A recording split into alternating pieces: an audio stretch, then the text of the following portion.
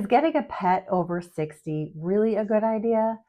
The short answer is yes, it really can be, but like any other important life decision, it deserves thoughtful consideration. Let's explore the benefits, challenges, and best choices when it comes to pet ownership over 60. Now, my husband and I are still working, and we understand pack mentality and the needs of dogs and companionship. So, after some thought and consideration, we made the decision to welcome a new puppy into our lives. Having a pet can have a multitude of benefits in your life. Companionship of a pet is the greatest gift that they offer. For those who may be living alone, a cat curling up with you at night or a dog excitedly greeting you in the morning can ease the feeling of loneliness and actually boost emotional well being. Studies have shown that pets can lower stress, lower blood pressure, and even decrease the risk of depression. A pet provides routine with feeding times, walks, grooming, and that structure can be very beneficial for the pet and the human. The physical benefits from even simple backyard fun with your pet are great. Daily exercise of the pet can help keep your joints moving, increase your heart health, and enhance your emotional well being. For those concerned with staying active in later years, a pet can be a great motivation to get outside and keep moving. For those who live in neighborhoods where sidewalks are maintained and safe, walking your pet is a wonderful way to get out, exercise, and socialize.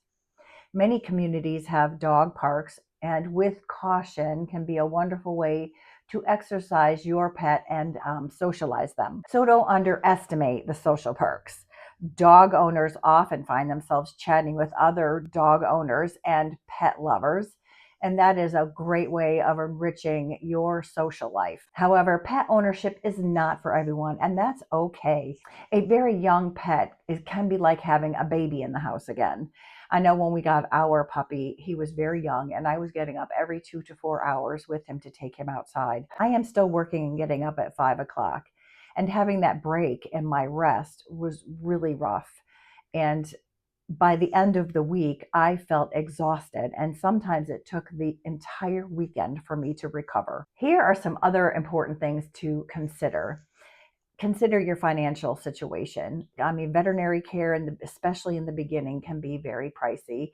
You have to consider vaccinations, spaying and neutering, deworming, and first time grooming needs. Unexpected health issues can also pop up even with a young pet and can add up fast at the veterinary office.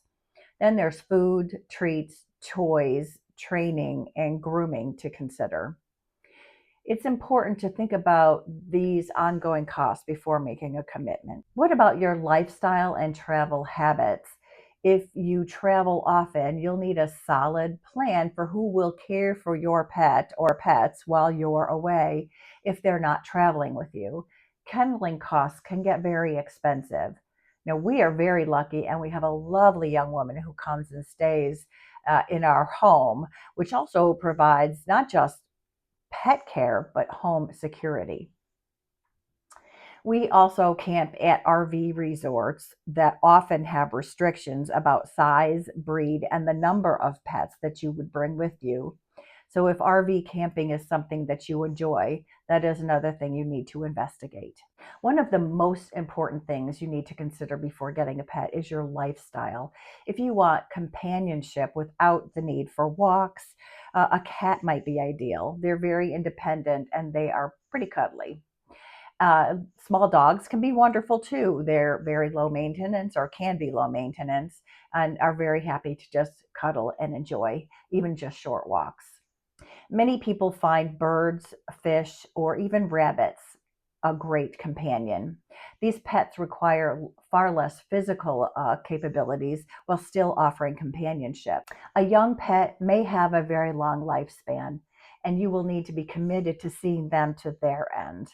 If pet ownership and full time, long term responsibility isn't ideal, volunteer at a shelter, foster a pet or offer to walk a neighbor's dog.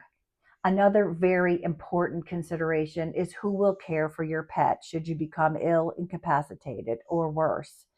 Please have a plan. You could even add your pet to your will so that you have a full plan for their care should something happen to you. So, is it a good idea to get a pet when you're over 60? If you've considered the energy, lifestyle, and the financial responsibilities, the answer is a big yes. A pet can bring so much joy and fulfillment to your life.